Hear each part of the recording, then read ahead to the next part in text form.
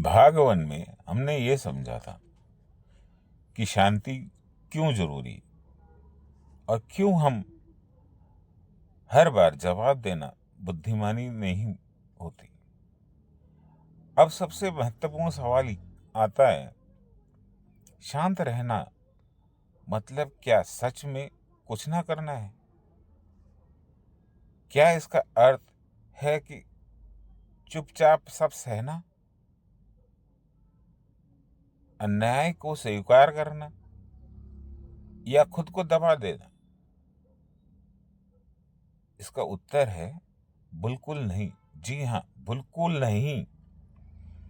शांत रहना निष्क्रियता नहीं है। शांत रहना एक गहराई, अनुशासित और रणनीति कार्रवाई है। यह भले ही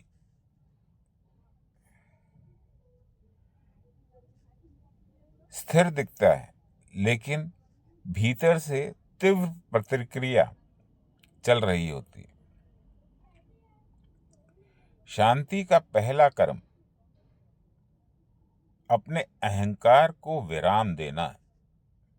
जब कोई हमें नीचे दिखाता है तो सबसे पहले चोट हमारे अहंकार को लगती है। हम इसलिए जवाब नहीं देना चाहते क्योंकि बात गलत है, बल्कि इसलिए क्योंकि हमारे मैं आहत होता है। शांत रहने में की पहली कार्रवाई यह है कि आप भीतर से उठ रहे हैं और शोर को पहचान रहे हैं और कहें, मैं अभी नहीं बोलूंगा। ये आसान नहीं होता। ये आसान नहीं होता। ये मन के विरुद्ध जाना होता है। ये उस आदत को तोड़ना होता है जो हमें तुरंत प्रतिक्रिया, एक्शन का रिएक्शन देने के लिए उकसाती है। इसलिए यहीं से असली परिवर्तन शुरू होता है, क्योंकि जब अहंकार चुप होता है तभी विवेक जन्म लेता है और वह बोलता है। चुप्पी के पीछे स्पष्ट लक्ष्य होना चाहिए। शांति तभी समर्थ होती है जब उसको पीछे कोई दिशा हो।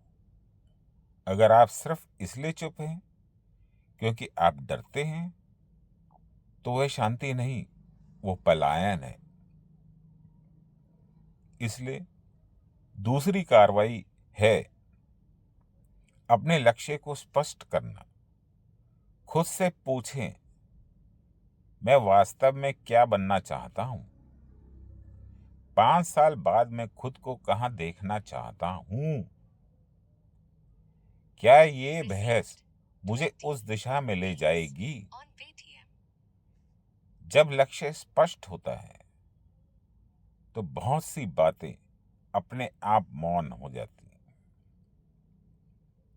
आप समझ जाते हैं कि हर आवाज जवाब देने के लिए आपको अपनी मंजिल से दूर ही ले जा रही है। शब्दों की जगह कर्म को चुनें। शांत रहना का सबसे बड़ा अर्थ यही है कि आप शब्द से कर्म की ओर शिफ्ट हो जाते हैं। अब आपकी ऊर्जा इस पर नहीं लगती कि लोग क्या कह रहे हैं, लोग क्या सोच रहे हैं, किसने आपको कम आंका, बल्कि आपकी ऊर्जा लग जाती है कि खुद की क्षमता कैसे बढ़ाएं, खुद को बेहतर कैसे बनाएं। आपके हुनर को निखारने में ये सब कॉन्शियस डिसीजन होते हैं। मैं जवाब नहीं दूंगा, मैं प्रमाण दूंगा। अनुशासन मौन की असली साथी है।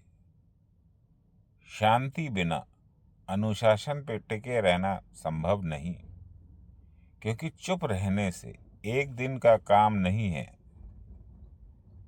यह रोज ब रोज खुद को संभाल के प्रतिक्रिया देने का ये आवश्यक कार्रवाई आती है। रोज अपने काम में ईमानदारी, समय का सम्मान, अपने वादों को निभाना, बिना दिखावे के निरंतर मेहनत, अनुशासन आपको भीतर से मजबूत बनाता है। और मजबूत व्यक्ति को बोलने की जरूरत नहीं, जल्दी नहीं होती। अपने दायरों को सीमित करना एक बहुत जरूरी कार्रवाई है। हर किसी को जवाब देने की आदत छोड़ना। हर व्यक्ति आपकी यात्रा का हिस्सा नहीं होता।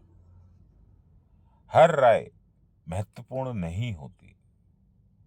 हर टिप्पणी पे प्रतिक्रिया देना आवश्यकता नहीं होती।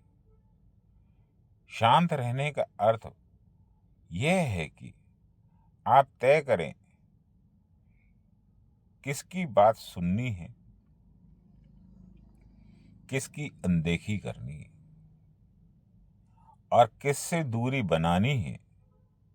यह चयन आपकी मानसिक ऊर्जा को बचाता है। आत्म अनुमूलन करना। भीतर की बातचीत। जब आप बाहर चुप होते हैं तब भीतर की बातचीत शुरू होती है। शांत व्यक्ति दूसरों से कम और खुद से ज्यादा बातें करता है। वह खुद से पूछता है, मैं कमजोर क्यों?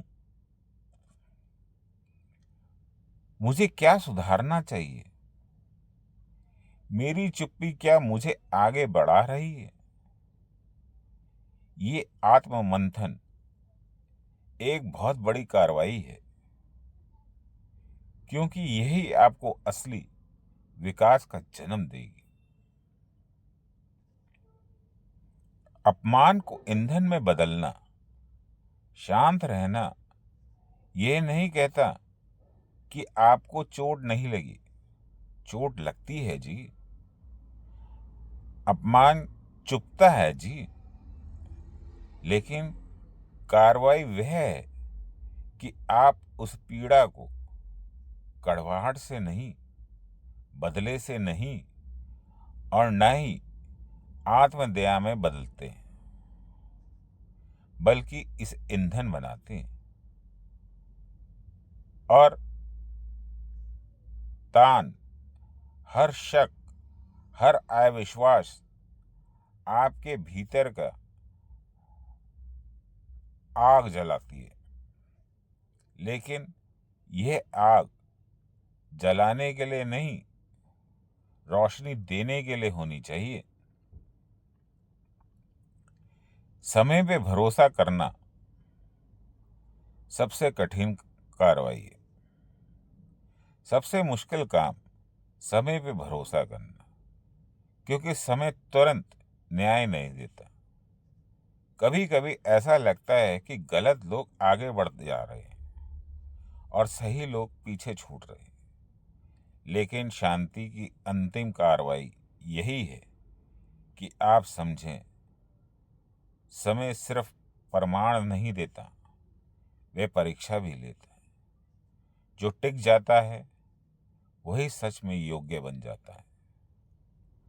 मौन को आदत नहीं, साधन बनाना। मौन को आदत नहीं, साधन बनाना। शांत रहना एक टेम्परेरी स्ट्रेटजी नहीं होनी चाहिए। यह जीवन साधना बननी चाहिए। इसका अर्थ है हर परिस्थिति संतुलन, हर उत्सव में विवेक, हर सफलता में नम्रता। जब शांति आपकी आदत बन जाती है, तब औकात साबित करने की जरूरत नहीं पड़ती। भाग दो का सार यही है, क्या कोई आवश्यकता है? अहंकार को विराम देना, लक्ष्य पे ध्यान केंद्रित करना, शब्दों की जगह कर्म को चुनना, अनुशासन का अनुपालन करना, सीमा तय करना, आत्ममंथन करना, पीड़ा को शांत बनाए रखना, शक्ति बनाना, समय पे भरोसा रखना, यही वे उद्देश्य कर्म है। चुपचाप आपकी नींव मजबूत बनाता है। जब नींव मजबूत होती है तो इमारत खुद बोलती है।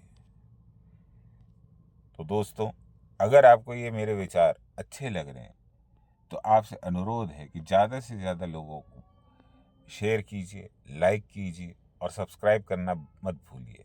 इसका अंतिम भाग जल्दी ही मैं प्रस्तुत करूँगा।